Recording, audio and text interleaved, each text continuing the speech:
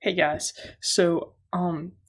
we're not gonna actually. So this first week that we think about quadratic word problems, I'm not gonna actually ask you to do any word problems. I just want to get your mind thinking about what questions they might ask and what it might look like for us. Okay, and then next week we'll probably do some actual word problems, right, and actually find the numbers and everything like that. But this first week, I just want us to think about what a quadratic word problem might ask, right? So um, we can use this thing called projectile motion, okay? And it has to do with like throwing a baseball or launching a rocket, but anything that would be like a projectile, so something flying through the air, right? And how it moves can be described using a quadratic equation. So something like, y equals, and let me get this camera off me. Y equals, I don't know, negative 16x squared plus 4x plus 3. Okay, and I just kind of made that up. But there could be a quadratic equation that looks like this, and we could say this equation describes the motion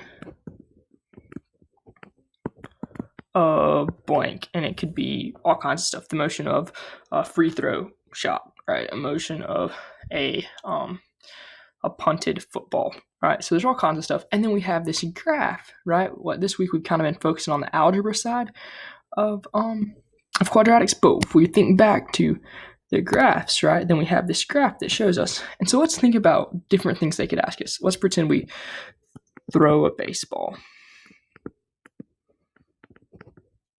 Okay, and let's think about those important parts of a quadratic graph. What might this y, if I was throwing a baseball, what might this y-intercept be? That's where it starts, right? So I threw the baseball. Oh, sorry, I forgot to say that this is going to be time. This axis is time. So time, and normally in seconds. So like after 2 seconds has passed, x, each second is we're increasing. And then this is height. Sorry, I forgot to say that when we model it. So how high is the ball after how much time we've thrown it? So when it's at 0 time, we've not thrown it yet. How high is the ball, right? That would be our y-intercept, right? That's our y. It's going to come up here. And in this case, our y-intercept, it tells us the initial height, which could also, for throwing a baseball, that might be how high our shoulder is or how high our arm is, right? And then let's think about what other important features of a graph do we have. We have the roots, and that's what you guys have been solving for this week, right? You've been solving for the roots. And so both of these. What might that tell us? How high is the roots? 0, right? So this might tell us when the baseball hits the ground, right? And this would be a negative time, so it doesn't really have like a value for us. Like it has a value. There's a number there, but it would be negative time, so it doesn't really work for the situation we're in. But if I wanted to say, how long until the ball hits the ground, that would be what I would be looking for the root. So if I wanted to say how high did the ball start, we're looking for the y-intercept. How long until the ball hits the ground, you're looking for this value. And then what's the other important feature of our graph? This, and it's a max, right? So this would tell us the max height. So if they said how high, what's the max height of the ball, then you would be looking for the vertex, right? The vertex. So,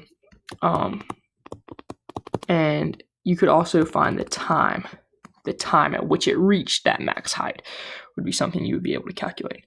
Okay, so this is just a little intro into thinking about these projectile motion word problems. We've got other types of word problems that we'll talk about more later, but I just want you to think, every time we have an algebraic expression, a word problem, or a graph, these important features that we've talked about, these things we've solved for, they normally mean something, right? And so when they ask us a question like how long until the ball hits the ground, right, they're really just asking us to solve for the roots, find the roots.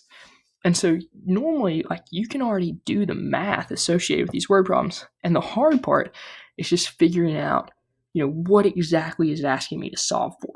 Okay, so I want you to take that mindset going into next week, when we start doing word problems, and think, what math this is actually asking me to do.